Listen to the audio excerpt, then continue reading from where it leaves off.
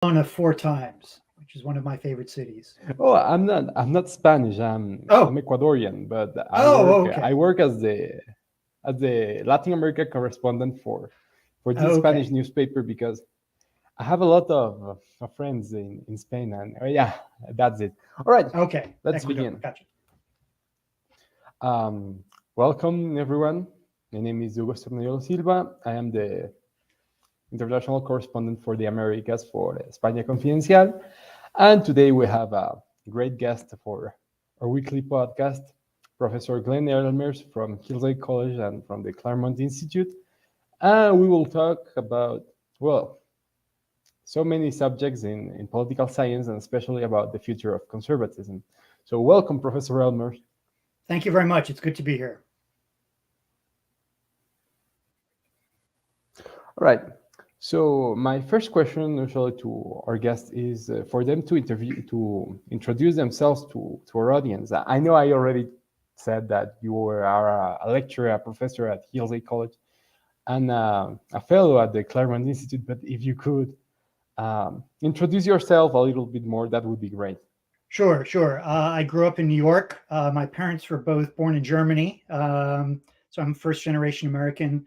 I went to Boston University and got a degree in international relations, and then went out to California to get a graduate degree at Claremont Graduate School in political philosophy and American politics, where I studied with a famous professor of political science, political philosophy named Harry Jaffa, who is the subject of this book I just wrote called Harry Jaffa and the Fight for America. And I've been associated with the Claremont Institute, which is a think tank in California, for 30 years or so. And Claremont is devoted to understanding the principles of the American founding, the founding fathers, the Constitution, the Declaration, and how those principles still apply or don't apply in America today. Well, many thanks. Well, Harry Jaffa, as you might know, as you absolutely should know, was a student of Leo Strauss.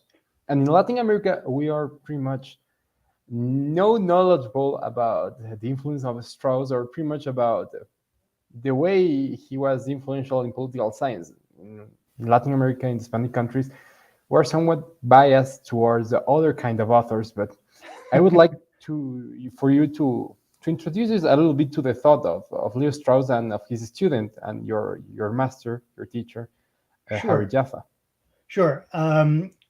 Leo Strauss was born in Germany in 1899 and fled the Nazis first to England and then to the United States.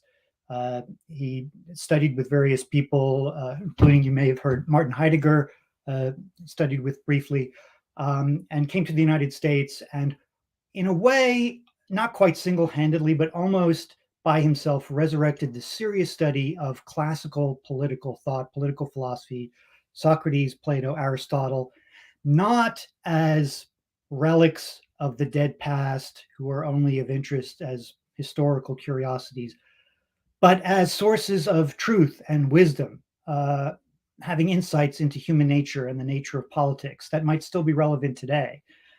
And from the classics, he sort of resurrected and took seriously the whole Western philosophical tradition up until the modern era, and wrote very much about how political philosophy had shaped Western thought, and was very concerned about what he called the crisis of the West. He thought that political philosophy, which had gone sort of off track, had rejected its classical origins, had caused tremendous political problems for Western civilization, leading to radical atheism and relativism and nihilism and these other ideologies. He, of course, knew firsthand what had happened with the Nazis. He was very anti-communist, and he was very concerned about how philosophy had become distorted into ideologies and the destructive influence that ideologies had on our politics. His student, Harry Jaffa, who I studied with, applied this academic or scholarly seriousness about political philosophy to understanding America.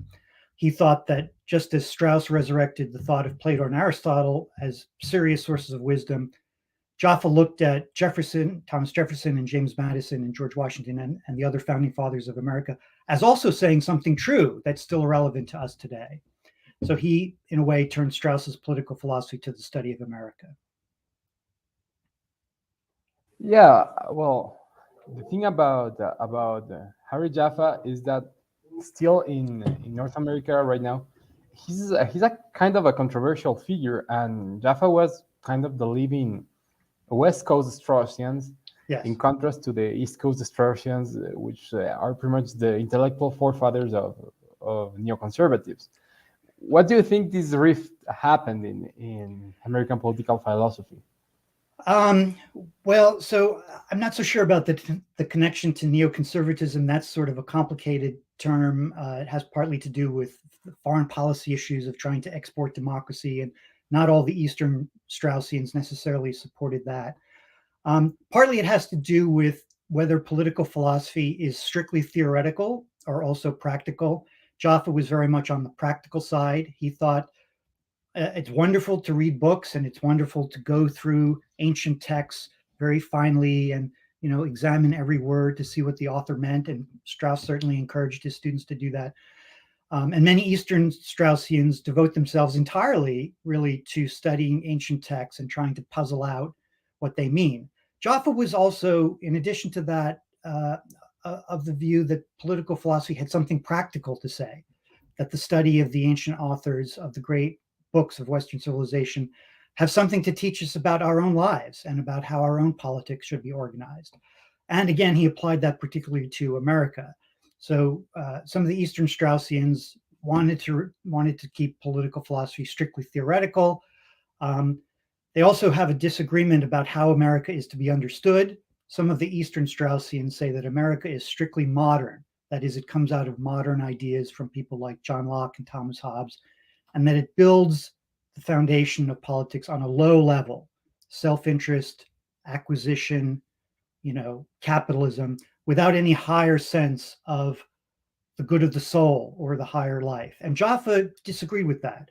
He thought that there was a classical element in the American founding, and also that the founders were concerned about virtue and happiness and the good life. And he emphasized that very much. Well, at this moment in America, there's something of a turning point. There are enemies on the inside, there are enemies on the outside. And most people in the right, at least in the American right, they tend to be divided as well. And you see, there's a strong movement of Straussians, of people who follow Jaffa's influence, the people at Claremont, at Hillsdale College, and there are others who are trying to get a different influence. For example, there are the libertarians, there are a number of traditional Catholics who are very active in the intellectual sphere. Right. Do you think there's some way that the Straussians can make a consensus with the rest of these groups in the American right?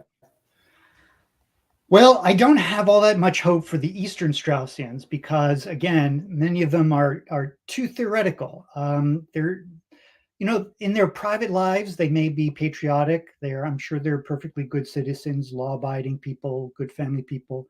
But in their academic work, they're very resistant to, some of them, I should say, are very resistant to the idea of applying political philosophy to what they regard as sort of low-level disputes, right? The people squabbling over their petty differences. And they want to keep political philosophy on this very high level. The Claremont school or faction, or the Jaffa faction, very much sees politics and philosophy as connected. And by the way, philosophy depends on politics, and politics is influenced by philosophy. So there's a reciprocal relationship there.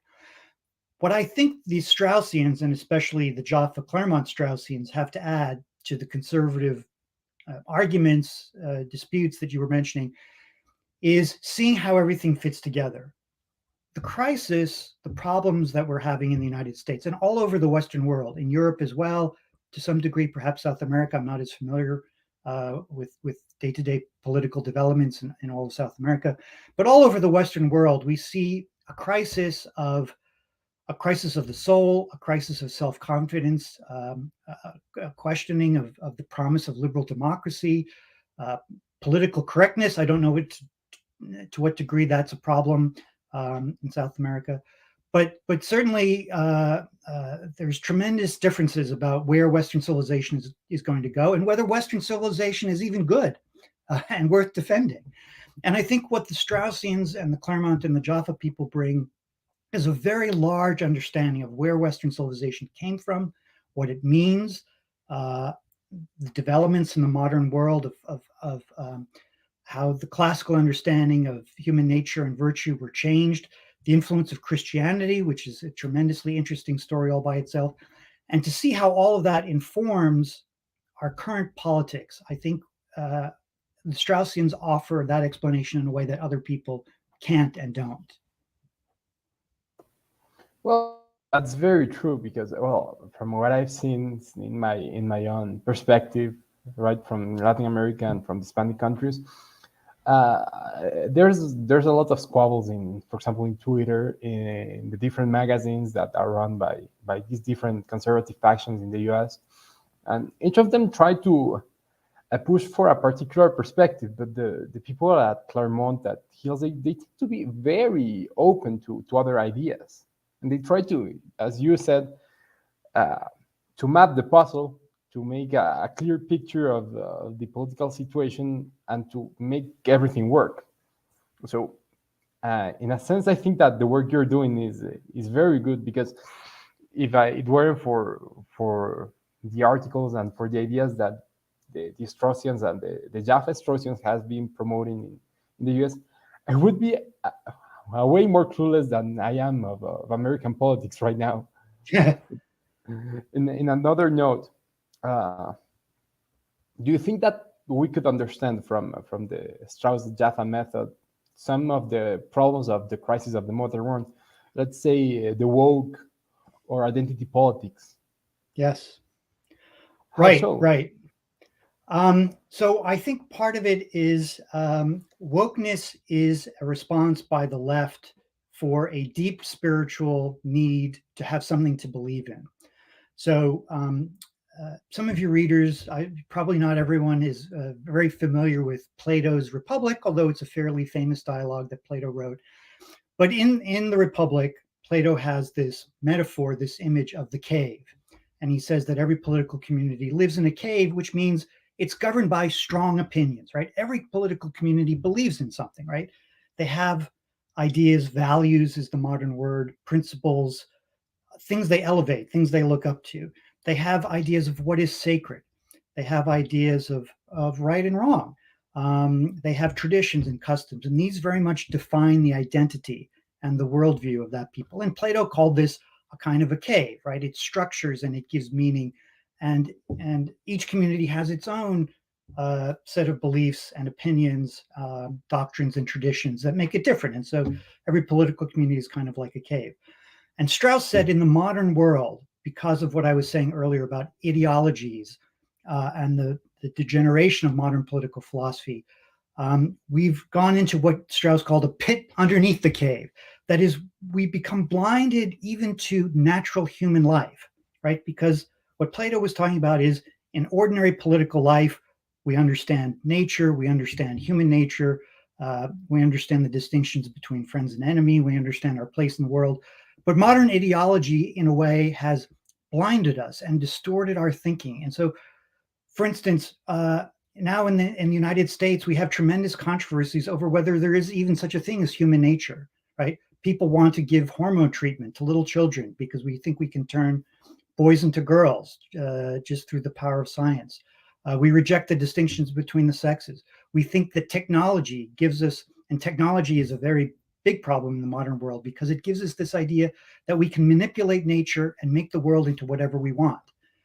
And all of these things have greatly distorted our understanding. And again, Strauss's teaching, in a way, I think helps us understand this very much. And so to get back to your question now, I think the wokeness, the emphasis on racial identity, ethnic identity, is a reaction by the left, which for the longest time didn't believe in anything. They believed in complete liberation, sexual liberation. Do whatever you want. Do whatever feels good. Live for the moment. Forget about the consequences. Be yourself. And it turns out human beings aren't built that way, right? There's a spiritual need to belong to a community. There's a spiritual need to have an identity. And I think the woke ideology is a way, a strange, unfortunate reaction by the left to create a new spiritual identity out of these various things. And we can see that it doesn't work very well, unfortunately. This is why, in a way, traditionalists and Christians are dealing with the problems of the modern world much better, because they never quite suffered this spiritual crisis in the way that people on the left seem to have. Well, but this is a problem that has happened in the West, because the West has been free not only from limitations and not only from the restrictions of the past, but also from its own nature, from at least since the French Revolution. And this freedom, in a sense, has expanded that much that we're in the nothingness right now, except for the ones that we believe in something. I don't know if you're a Christian or if you have a religion, but I know that there's something that doesn't fit with the modern world, because it is not right.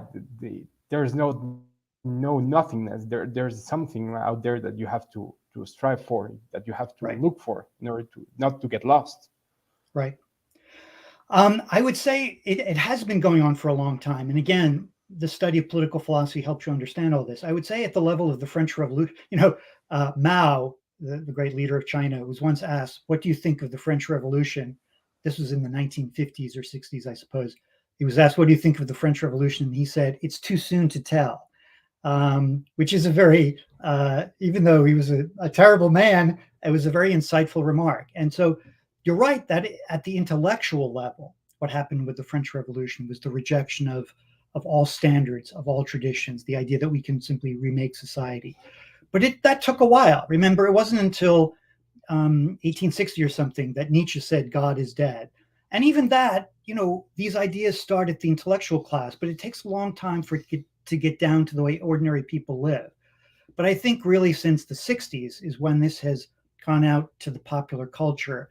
And now we see a tremendous amount of unhappiness, a feeling of being lost, a feeling of being alienated among ordinary people, not just the intellectual class. And that's what I think we're seeing a reaction to.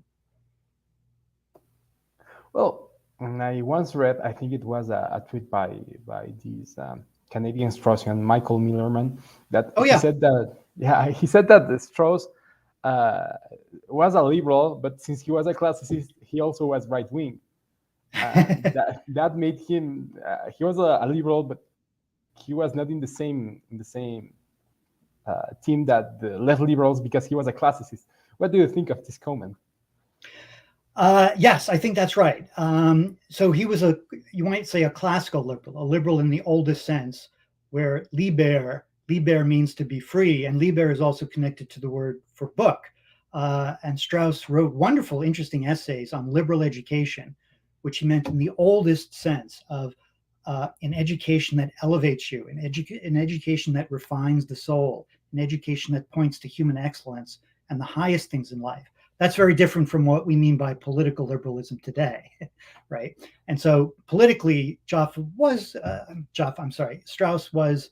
a right-winger in that he saw the problems of political liberalism, but he was a liberal in the classical sense of believing that, believing in education, in human excellence, in the possibility of refining the soul and achieving virtue.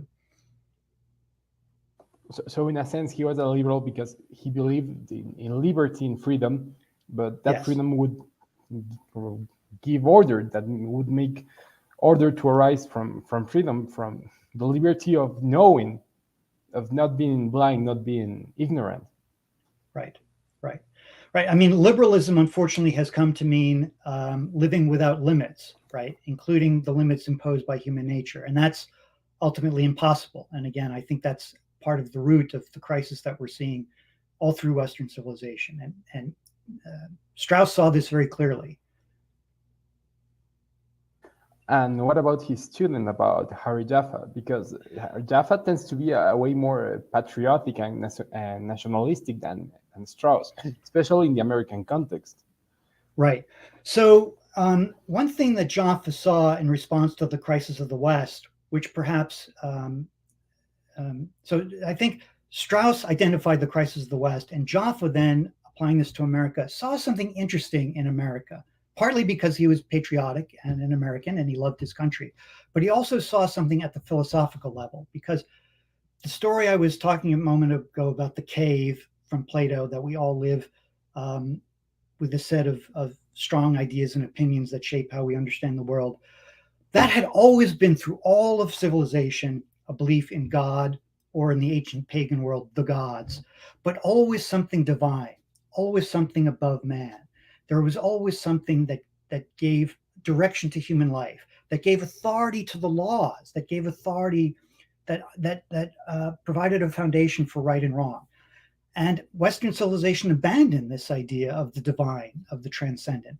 But in America, it still existed to some degree, Jaffa believed, partly because the American people were often very, even to this day a little bit more religious than other people in the Western world. But because of the idea that the founding fathers had of, your readers may know enough about the Declaration of Independence to know this phrase, the laws of nature and nature's God. That is, they founded a modern regime, but a modern regime subordinate to God, right? The authority of the country, the authority of the Constitution came from natural law, the laws of nature, the authority of God. And so America still preserved this sense of the divine, of the transcendent, of human beings being under God, that other parts of the Western world had lost. And Jaffa wanted to preserve that and strengthen that, because he thought it was essential. This idea that our human life is directed by something higher, something that we don't control, is essential to healthy politics. And this is a concept very, very related to another one that exists in Catholic political traditionalism, which is called the social kinship of Christ. I know it's not the same, because in the American context is much abstract, and this is the authority of the people and of the government is derived from God, because there is natural law. But in the Catholic context, there's something very similar with this concept of the social kingship of Christ. And you see that some of the conservative governments in Europe are trying to promote this particular version. I think of Poland and Hungary, for instance. Right. So what do you think is the key difference between the American experiment? Yeah, go on, please. Right. So the only distinction would be, you have to remember that in the 1700s, the founders were very keenly aware of the problems of placing politics too much directly under the authority of what you might call a theology, right? I mean, the Middle Ages went maybe too far in the other direction of allowing the church to define and to control political life, right? And so that what that meant in part is that religious orthodoxy was enforced by the political authorities. And so people were punished politically for heresy. When Protestantism arose, because politics and government were so mixed up, Catholics persecuted Protestants. Protestants persecuted Catholics. Leo Strauss and Jaffa used to say, and everyone persecuted the Jews because they were both Jewish. And so they were very aware of that. And so what the founders tried in America, what the founding fathers tried to do is to keep the idea of God, but to keep it away from the church, exactly, right? So you want to have people believing in God, you want to have the government subordinate to God, but in a non-sectarian way, right? To separate church and state, right? And that's a tricky thing to do. It was Jaffa thought this was a great achievement in the history of the Western world, to preserve religious liberty, to keep an understanding of God, but to keep the church and the government separate. And so that would be one key distinction, I would say, from European history. Not that this is, I'm not suggesting that this is what Catholics in Europe today want to do, which is to put the church in charge of the government. I'm not suggesting that. No, actually, no. I mean, they try to create a more religious version, a more virtuous version by the means of religion of their government, which is something that I think that could work in the American right. I'm not really sure, because the American right is very respectful and very mindful of the origins of the American government of the United States as a secular nation. And in Europe, there's a difference because Europe was not secular in its beginnings. I mean, in the Middle Ages. Right. Right. I would hesitate to use the word secular. You might say that the government is secular, but the society was not supposed to be secular, right? The founding fathers wanted religious liberty in part because they wanted religion to flourish, right? So one reason to keep them separate is so that the churches could do their proper work without interference from the government, right? So in a way, it was meant to liberate religion from the imposition of governmental authorities who may not have any proper theological training, who aren't really qualified to do this, meddling in the affairs of the church. And so I would say that the government was meant to be secular, but not the society in the United States. So that would just be one distinction I would make. There's also a very strong element on the right of libertarianism, which doesn't want any religious influence in the country at all. And then you have the traditionalists who, are closer to in a way, sort of romanticize the Middle Ages a little bit. You have people who are just concerned with the free market and economics. And so there's a lot of different elements on the right here, as of course in Europe as well. And trying to get all that together into a political program is always a challenge. Now, on the applied side of things, since America was founded on this religious freedom and liberty, do you think that some phenomena such as the woke could be understood from that lens? I mean, the woke pretty much seems very religious in a fanatical sense, but they do not believe in some kind of organized religion. Right. Many smart commentators and people have written whole books on how the woke phenomenon is a kind of perverse Christianity. And, they see the emphasis on sin, on guilt. I agree with that up to a point, although I think the woke religion or woke Christianity misses forgiveness. They miss redemption. They miss the brotherhood of man. And so there's important parts of Christianity that they reject.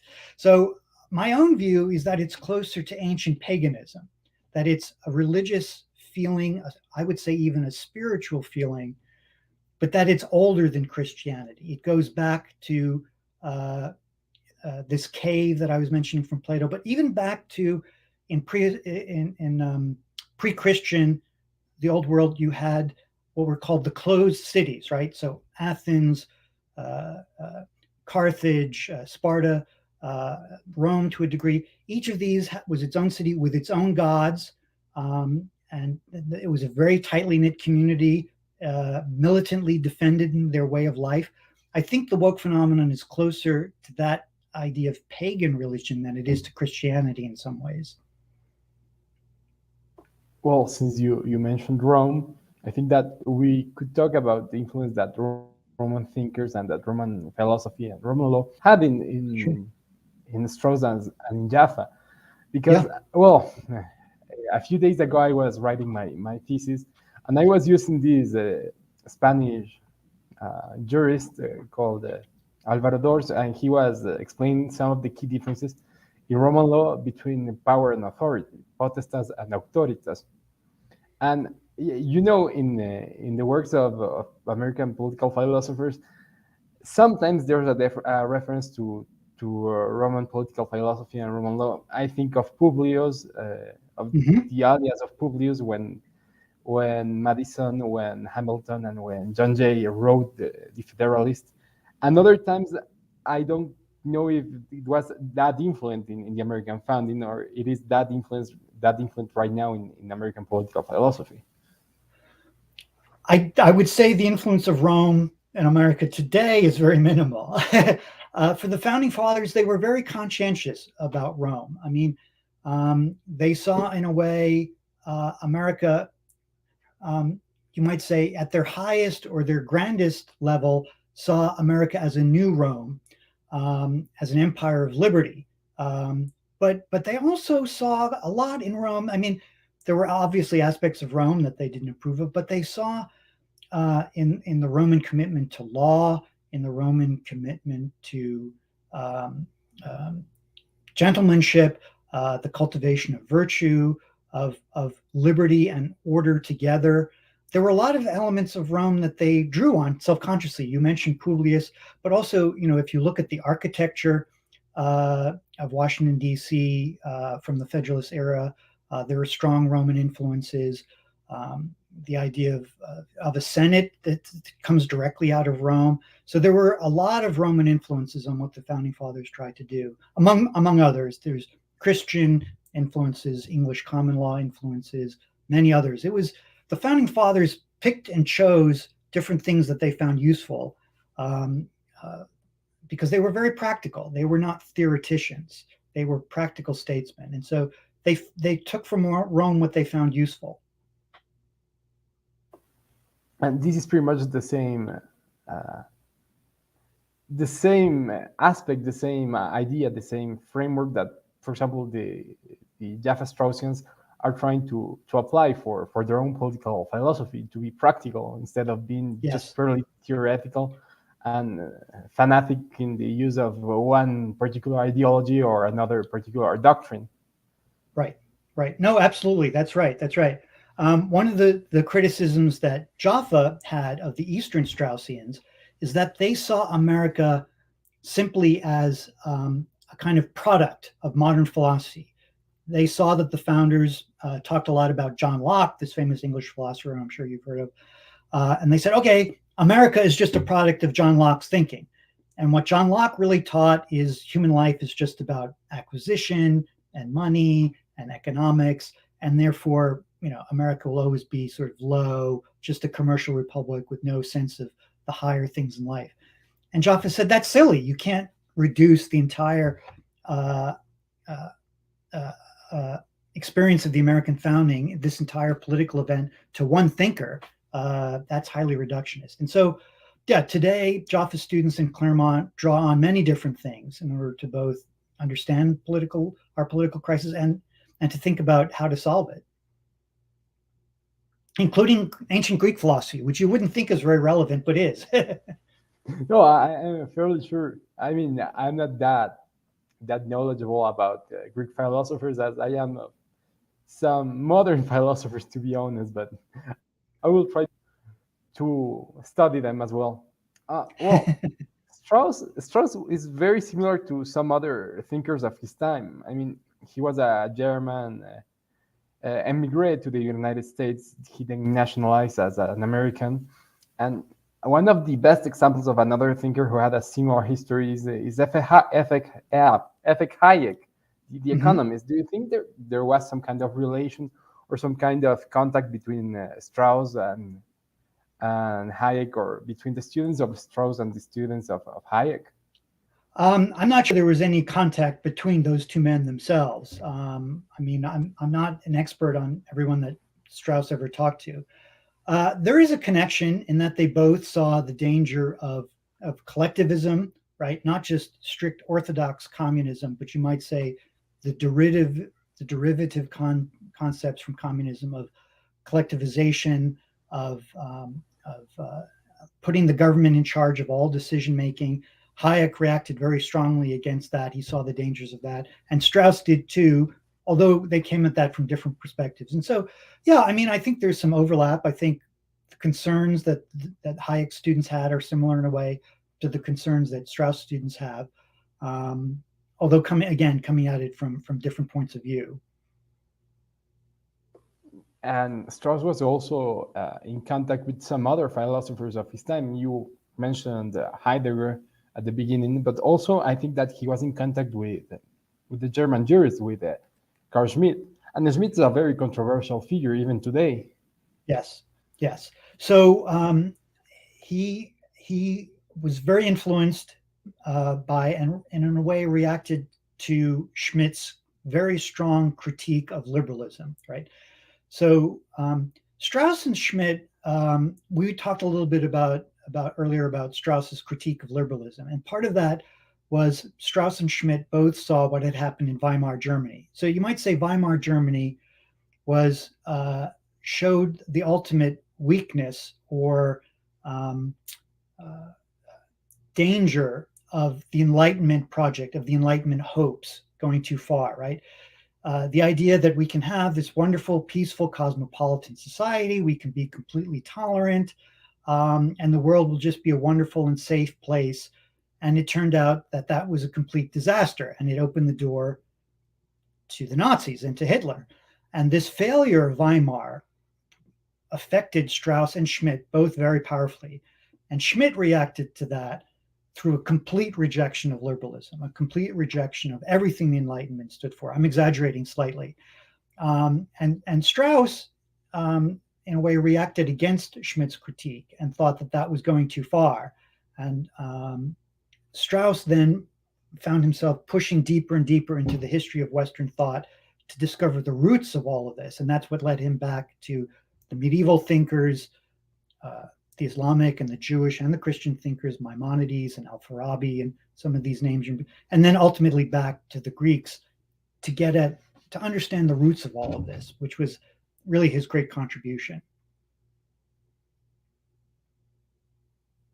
And right now in the United States and, well, in other countries in Europe, in Latin America, we're seeing pretty much the same divide. We see a faction of conservatives who try to keep up with the Enlightenment and the enlightened ideas. Well, not unlike Strauss and others who are actively rejecting. I mean, the Trafcats and especially jurors like Adrian Vermeulen or some of his foes like Sohrab Ahmari and all of these guys. And there's something very interesting because the history is kind of repeating itself right now in America as it happened in Weimar Germany. And there are fears that something similar might happen. Right. So one reason I think that the leftists in charge of everything, really, not just the government and the popular culture and academia, but increasingly the corporate world, are doing something very dangerous by demonizing everyone to their right. Because if you don't allow open discussion, if you don't allow criticism, if you don't allow people, reasonable people on the right to speak, if you engage in censorship and demonization, all you're doing is pushing people further into extremism. And I think that that's a lesson they really ought to take more seriously, because you cannot demonize everyone to your right, including the sensible, moderate people, and expect all that to just go away. All you're going to do is just empower the extremists by doing that. So I think the leftists in charge of American society are making a very great mistake there. On the traditional Catholics, we talked about this a little bit earlier. I'm sympathetic to them, but I'm also critical of them for being too unpolitical. Some of them simply say, well, the modern world is hopeless. This is a slight exaggeration, but not an entire exaggeration. Some of them say, well, let's just withdraw from political life. Well, you can't do that. There's no such thing. I mean, human beings are social animals. Aristotle described human beings as, the Greek word was zoon politikon, the political animal. We always live in political communities. Even believers, even faithful Catholics have to live in some kind of society. And so we can't withdraw from politics. And so the answer is not to simply say, the heck with it. The answer is to think intelligently about what can be done. And you can never give up your civic or political obligations. And so I think that's where the Claremont people have a better answer.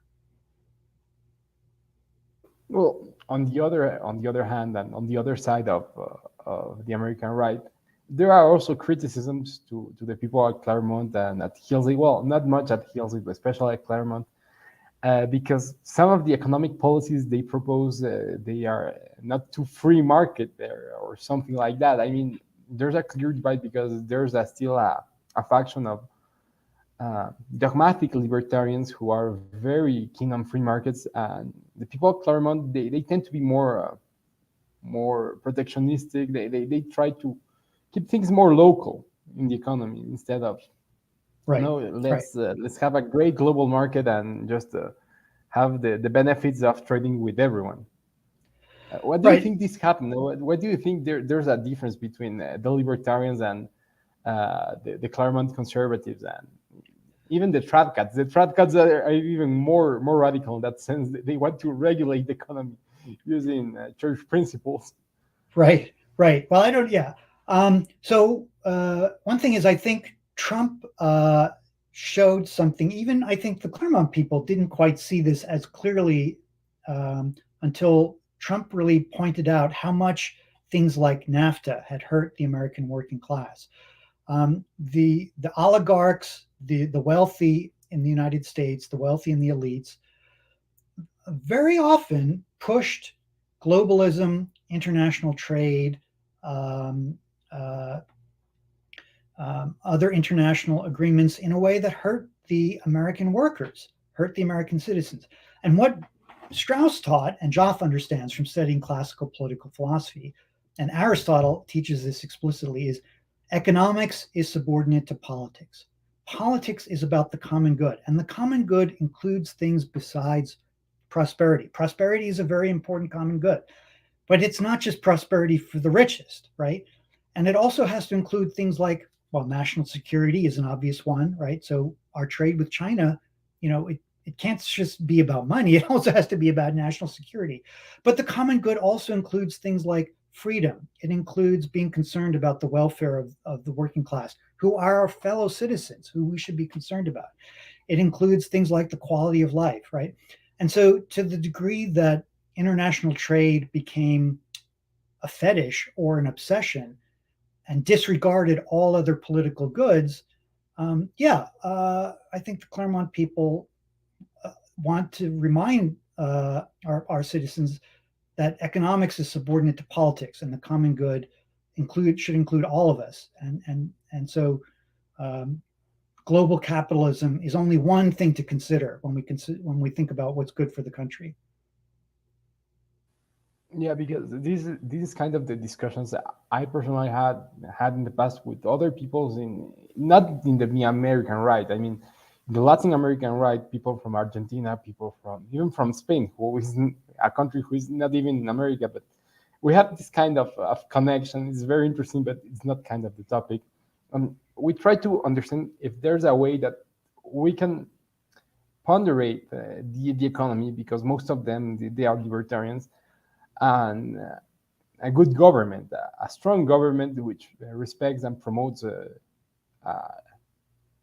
the right understanding of freedom. I mean, freedom to be good, freedom to be virtuous, not freedom to engage in vices. And exactly. This is a problem because there's a place in which there's no agreement. I mean, you can be all the free you want in the economy, but at the expense of virtue, and you can be all the virtues you want, but at the expense of freedom in other aspects. So it's a kind of a debate that's not particularly American, but it's Western in essence. Right. Sure. Let's talk about your book. No. Okay. Go on, please. No, I was only going to say all of Western civilization, in a way, traces its origins in some way back to the Greeks, right? And so when I talk about Aristotle, that's just as relevant in Europe, or even more so than it is for the United States, because we all, what Aristotle teaches about politics applies to Spain and the rest of Europe and the United States, and in a way, the whole world, even to the degree that the whole world has been influenced by Western thinking. So anyway, that was that one point I wanted to make. All right. I think I had just one question or one comment before talking about your book, since I think that's important as well. And I think like 2 years ago, I had a professor in Santiago de Chile. I was in an exchange program, and this professor of mine, he was a follower of Ayn Rand, but in his lectures, he always talked about the way nihilism was affecting Western society. And this is something that reminded me of Leo Strauss, because I don't know what was the connection there, but he don't know that the collectivist ideologies were nihilistic in nature. And right now, when we see the phenomena of the woke and identity politics, just the general turn the left is going, They are pretty nihilistic in a sense. They want to destroy by destruction itself. They don't want to build anything. And what do you think is the position of the students of Strauss and Jaffa and the Claremont people about this? Because nihilism still is kind of a big problem in the West. Yes, it's a huge problem. So when I was talking earlier about Strauss's metaphor of the natural cave where every political community has its ideas, and modern ideology in a way has pushed us into an unnatural pit underneath the cave where we become even disconnected from nature and human nature. And one of those ideologies that Strauss talked about all the time, and certainly Jaffa talked about all the time, is nihilism. And this is a tricky concept because people don't always understand. You know, people say, well, Nietzsche was not a nihilist, because Nietzsche was, of course, the great teacher who talked about, the great philosopher who talked about nihilism. So there's I would say, nihilism as the idea, and nihilism as a kind of moral principle. And Nietzsche, in a way, was anti-nihilist because he reacted against it, right? Nietzsche wanted to defend life, to defend authenticity, to defend living well and living with meaning. So he reacted against nihilism. But he also thought nihilism was true. And so just to explain, if the term is not all that familiar to everyone, nihilism is the idea that human life is ultimately meaningless because the universe is indifferent to right and wrong. There's no natural ground of justice. Everything that we think is right and wrong is just conventional. It's just opinions that we have. And that the universe, the cosmos, nature doesn't provide any support or guidance to human life. And that's a pretty modern idea.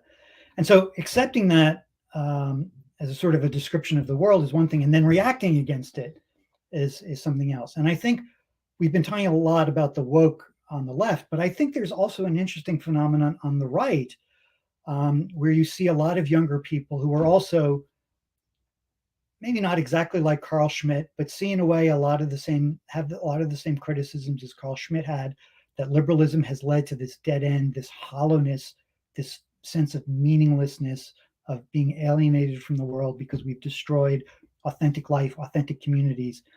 And so in a way, there's an element of this on the right also, this reaction against the hopelessness and the despair that nihilism promotes. So in a way, the effects of nihilism and the reaction against nihilism is occurring on both the left and the right, I think.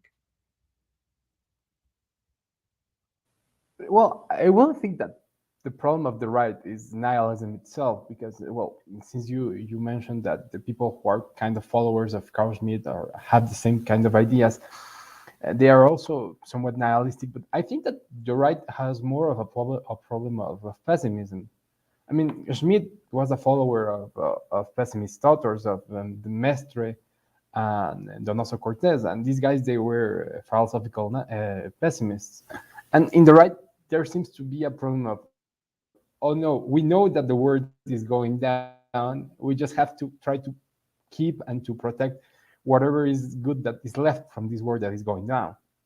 I think that that's the problem in the right, instead of nihilism, which is a problem that I would say is intrinsically left wing. But that's only my opinion. What do you think? Right. No, I don't. Maybe I misspoke or I wasn't clear. I don't think that there are a lot of the young people who are very cynical or pessimistic, as you say, and I do see that a lot. I don't think they are themselves nihilists. I think they are actually very moral. They definitely reject the idea, but I think they're reacting to, maybe I should have said, they're reacting to the way that nihilism has basically taken over and defines so much of the modern world, especially popular culture, but also the universities, corporate. I mean, the whole modern world, in a way, basically has rejected God, rejected nature, rejected the idea of authentic human. And so I don't think the people on the right are nihilists themselves, but they're reacting very strongly against the effects of nihilism on the world.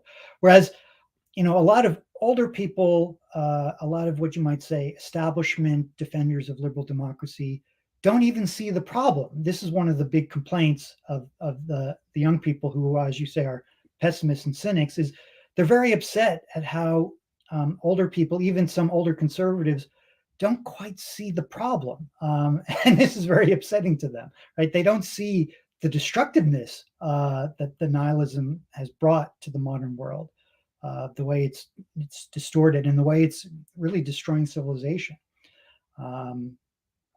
So yeah, nihilism is in a way one of the defining characters of late modernity, you might say, of the postmodern world. Well, since you mentioned that there's older people who don't quite see the problem, I remember that I read a post that was on the American Mind, one of the posts by you and I think another author, and you said that the boomers had the resources, but the younger people, the millennials and the Gen Zs, we had the drive to fight for politics and to make a change, and this is, well, since we were talking also about the future of conservatism, this could be a great coalition. I mean, boomers give us the resources and we do the work. And that not only applies to politics or to financial resources, but to intellectual resources as well, which is something I'm trying to do right now. Yes, and I encourage you to do that. I mean, look, every political change is always led by young people. I mean, it's very rare. I mean, the founding fathers were surprisingly young. Washington was a little older, but Alexander Hamilton was a very young man. Many of them were. Jefferson was pretty young. All great political movements are always led by the young because they're the ones who care. If you're in your 60s and you figure, well, if there's a financial crisis or a political crisis in 20 years, what do I care? I'll either be too old to care or I'll be dead, right? So it's the young people who have 50 or 60 or 70 years to live. They're the ones who care, and so they're the ones who are always going to lead any great political movement. But the boomers have the resources and the expertise, and so I think you're absolutely right. The essay you mentioned was something I wrote with a friend of mine, Josiah Lippincott, and yeah, we would very much like to encourage this coalition to fight the woke fanatics and to save our country if we can. Right. Now that we're coming to a close, I would like to talk about two things. First, your book, which is called The Soul of Politics, Harry B. Jaffa and the Fight for America. And yeah, well, the title itself is very self-explanatory. You're trying to make a thesis about what the soul of American politics is and why people in America should fight for it. And using the framework and using the ideas of your professor, of Harry Jaffa. Could you tell us a little bit more about your book? Sure. So Jaffa lived to be 96 years old and was very influential and had a lot of interests. And he wrote two very important books on the Civil War and especially on Lincoln. He understood Lincoln as a very high philosophic statesman whose intellect and philosophical insight was not fully appreciated for a long time. Jaffa wrote that book in the 1950s and didn't die until 2015. But he also wrote very interesting things on Aristotle, on William Shakespeare, on Jefferson, on the American party system, on foreign policy. And I tried to put all of that together in a way that shows how it all fits, because Jaffa's concern was always, in a way, with what Strauss called the crisis of the West, which Jaffa saw as focused in a particular way on the crisis of America. He saw America as, in a way, the first self-conscious liberal democracy in the Western world, a nation that managed to combine religious liberty with respect for the laws of nature and nature's God. So he saw deep philosophical elements in America that could still serve to guide us and could still possibly serve as an answer to this crisis. And so I try to put all that together in a way and show how his insights about political philosophy, about America, about the nature of the soul can still offer us a way to understand what's happening and, if not so much guidance, at least inspiration. One of the lines from his teacher Strauss that Jaffa loved was, we don't always know if we're going to succeed, but we can always do the right thing. And so to live nobly, to live well, to live with virtue, you know, he loved this story about Winston Churchill in May of 1940, when the Nazi victory in Europe seemed imminent. Many people in England were saying, let's just give in, let's just surrender and find an accommodation. And Churchill said no. And he gave this impassioned speech to the war cabinet in May of 1940. And he said, let this great story of England die only when each of us lies choking on the floor in our own blood. That sort of defiance, that sort of spirit of resistance was very inspirational to Jaffa. And I want to use Jaffa as an example, especially to these young men on the right that we were talking about, who are so pessimistic and cynical, and to pull them away from that cynicism and to encourage them a little bit. All right. Final question, which is about the article I mentioned when I asked you for the interview. And that's about, well, you wrote, I think a few months ago at the Claremont Institute, The American Mind, an article that is called "Conservatism is No Longer Enough." And, well, this is a very interesting article. I have it right now on my computer. And, well, the first idea that you put into your text is that there's a divide in America, and that this divide has made that like normie conservatism has become null into trying to be useful in politics, to have any influence, to have any results in policy, and so on and so forth. And you make a case for changing conservatism, at least in the kind of conservatism that has been promoted in the American mainstream. And in the end, you call for a counter-revolution, which is something very unfamiliar in American politics. I mean, in European politics and even in Latin American politics, we use the term counter-revolution as something that is very traditional, very